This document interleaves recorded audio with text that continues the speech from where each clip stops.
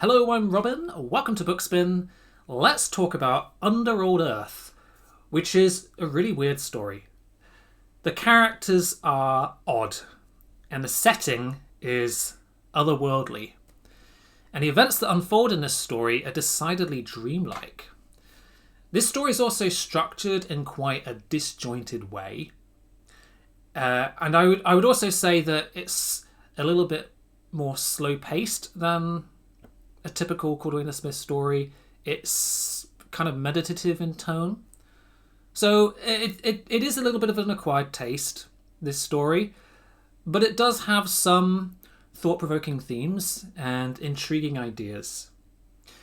Now, this story was first published in Galaxy magazine, February 1966, which was late on in Smith's career, and it formed the basis of the cover art for that issue.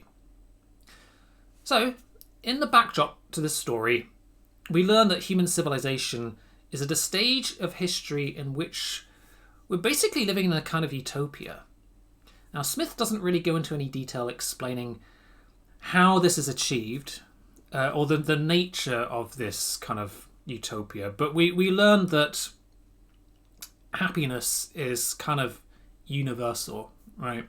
We learn from previous stories that many of the problems of the past are no longer afflicting humanity as a whole. Things like disease and poverty. But in any case, this story opens up with a few lords of the instrumentality, who are the kind of aristocratic governing elite in this world, and they're having a debate about the nature of happiness, right? Are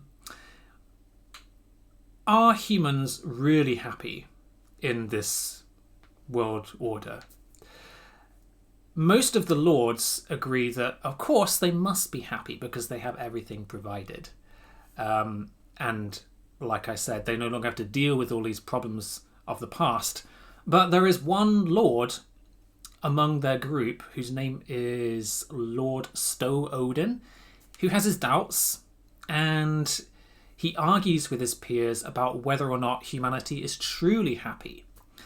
Because he believes that the kind of dull happiness that is enforced upon their citizens is stultifying humanity, right? It's not real happiness or contentment. This is a state that is referred to in the story as the weary happiness of mankind. And you can think of it as kind of like the dreary utopia trope, which you sometimes find in utopian and dystopian fiction, quite reminiscent of, for example, Childhood's End, if you've ever read that. So it's a very interesting theme, and this is the basis for Lord Odin to set out on a quest in search for a cure for the weary happiness of mankind, a cure for the state of humanity.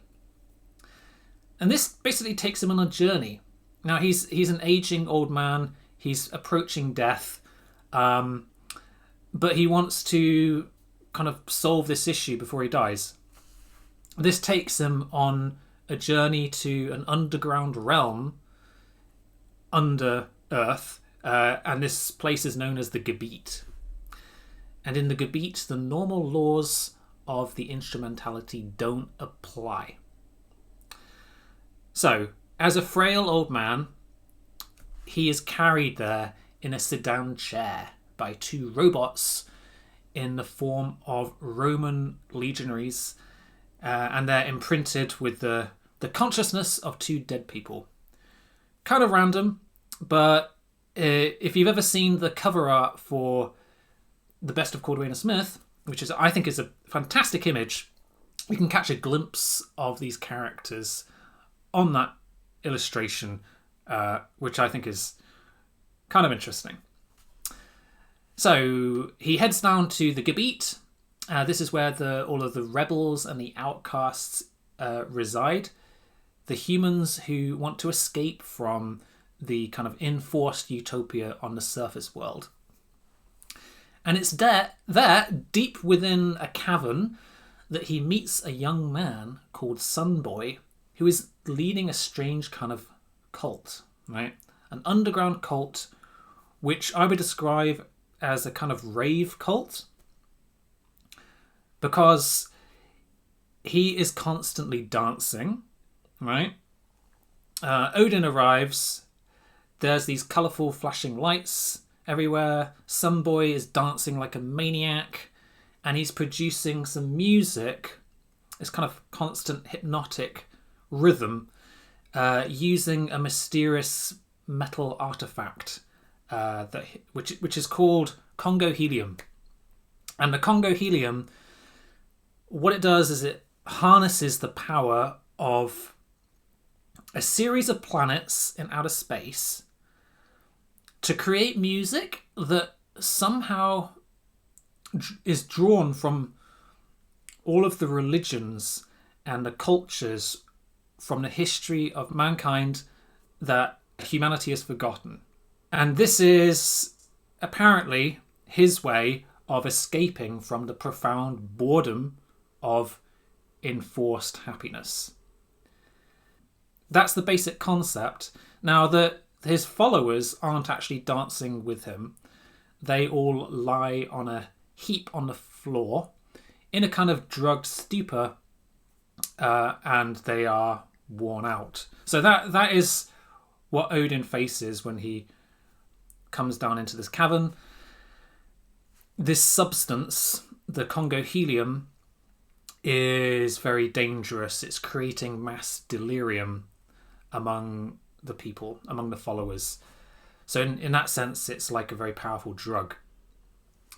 Now, outside the cavern, Lord Odin comes into contact with a young woman called Santuna, who is Sunboy's lover.